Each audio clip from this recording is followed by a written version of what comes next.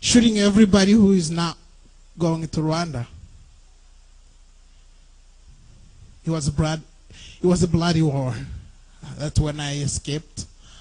I worked in forest of Congo about 5 months. Behind us, there were RPF killing us.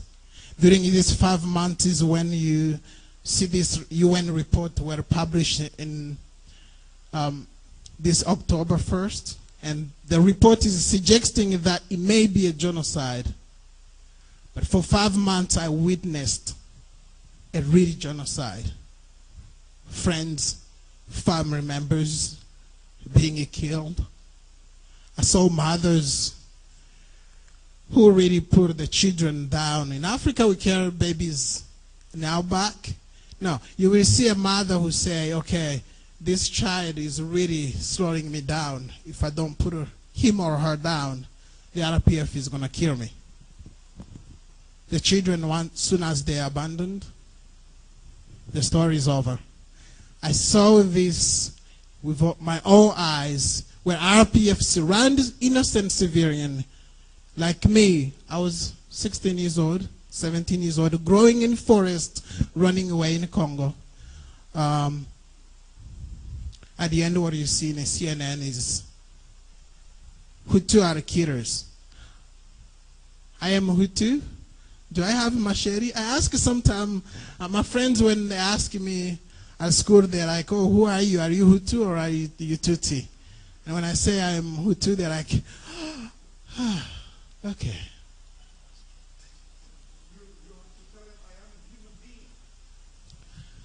No, just for the sake of reaction, understanding where their narrative is, when I say I am Hutu, they are shocked.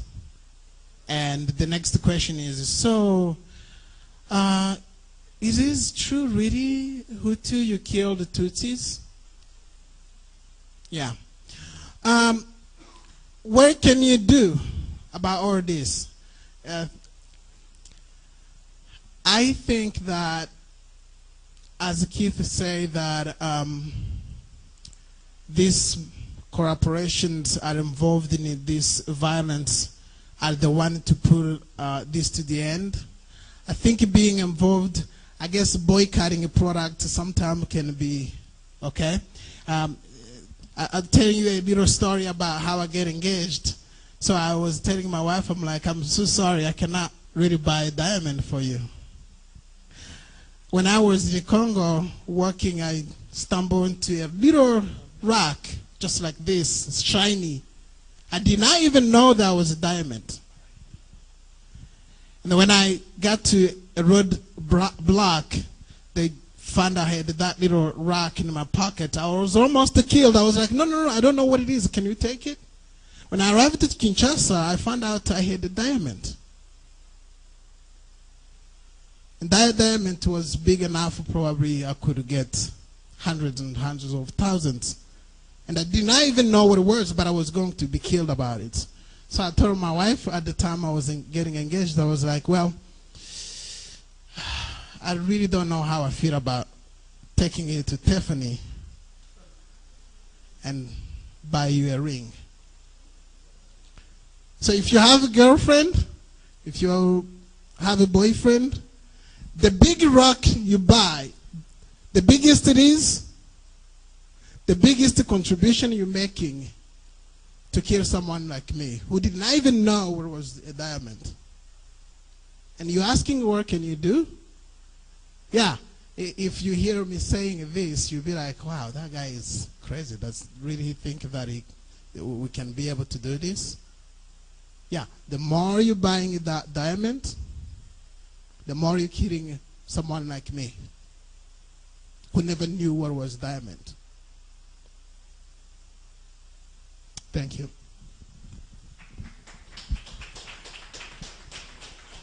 We have one question from Agnes. Thank you, Gédéon. He was 14 in '94, so he was 10 when the RPF invaded in 1990, and 14 when he fled to Congo. And when did you get to Kinshasa? 1997? 97. So he's 17 when he ended up in jail in Kinshasa for 2 months? 3 months in a dark hole where they cut him with a machete in his knee, and just one amazing escape after another for 14 years. No, yeah, no, 8 years. 8 years, yeah. So that's the courage of, that's the portrait of courage. That's the portrait of courage, is that surviving, walking across the Congo and surviving that. So. I want to ask, do Tanzanites, which could be supplemental for diamonds, do they contribute in the same atrocities? I don't know anything about Tanzanite, but if it's coming from Tanzania, Tanzania's, yeah, I would say, but I don't know much about Tanzanite. I'm sorry. Yeah. Okay. S'il vous plaît. Yalengi, s'il vous plaît. Oui, je voudrais quand même que vous puissiez spécifier deux choses ou trois choses. Quand vous dites les FDRL, c'est vrai. You want to say... She's saying that she would like you to be specific about a couple of things. Okay. Quand vous parlez de FDRL, je pense qu'il faut bien spécifier que c'est le groupe que Kagame a créé. When you speak about FDRL, you have to say that it is a group that Paul Kagame created. Parce que comme il l'a dit, comment expliquer que ces gens qui ont fui dans la forêt, la forêt équatoriale du Congo, aujourd'hui se retrouvent avec des armes pour pouvoir violer et tuer à l'est du Congo. So how can you explain that the same people that ran into the forest, the deep African rainforest, could now have weapons and use them to rape and to kill? So let me answer that piece of it. The FDLR is a very complex subject. Il est un sujet complexe, oui. The FDLR, definitely there were FDLR who fled. I mean, this is my understanding. There were FDLR who fled from Congo, from Rwanda, who were legitimate former fighters of the Rwandan government who tried to defend the country. And they fled Rwanda in the face of a war of aggression, and they established themselves in Congo. Many FDLR made it all the way to Congo-Brazzaville.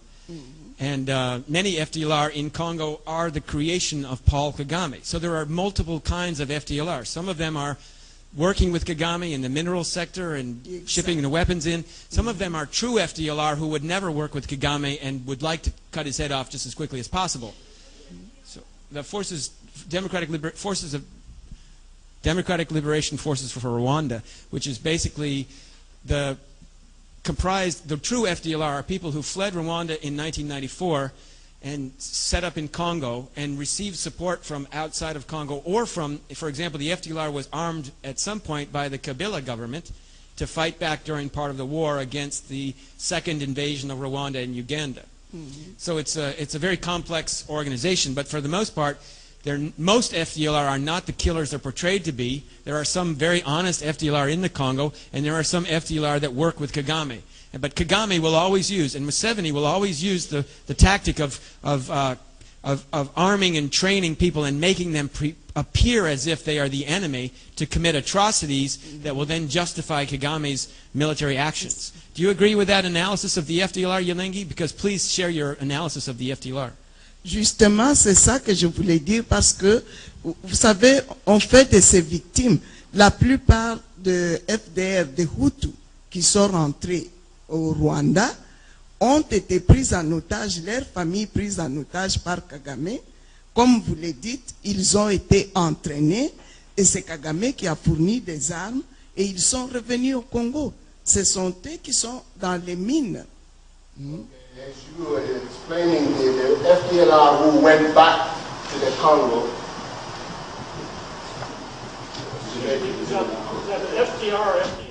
FDLR. Yeah. Who went back to Rwanda were taken. Some of their family members were taken hostages by Paul Kagame. who then trained them, gave them weapons, and sent them back to the Congo.